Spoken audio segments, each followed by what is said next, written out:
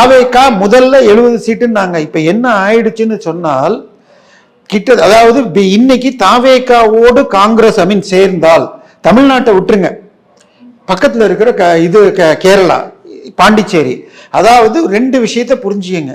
ஒரு மாநிலத்தில் தொடர்ந்து 3 முறை தோற்றார்கள் என்றால் காங்கிரஸ் அந்த ஸ்டேட்டை திருப்பி ஜெயிச்சதில்லை. 67 தமிழ்நாட்டில் தோத்தாங்க, நம்ம இப்ப 26க்கு வந்துட்டோம், 60 வருஷம் ஆப்போகுது. சோ இப்ப கேரளால அந்த மாதிரி தோத்துட்டால் மீண்டும் ஜெயிப்பது கஷ்டம். கேரளால 2020 தேர்தலுக்கு முன்னால் சுதந்திரம் வாங்கினதுல இருந்து ஒரு தேர்தலில் கூட ஏற்கனவே ஜெயிச்ச கட்சி திருப்பி ஜெயிச்சது கிடையாது.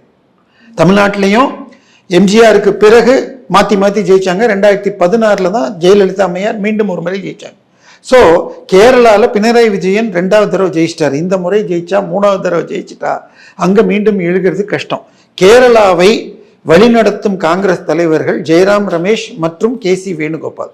இவங்க 2 பேரும் ராகுலுடைய இன்னர் சர்க்கிள்ல முக்கியமான மெம்பர்ஸ். ஸோ இவர்கள் 2 பேருமே விஜயோடு சேர்ந்தால் நமக்கு கேரளாலையும் ஓட்டு கிடைக்கும்.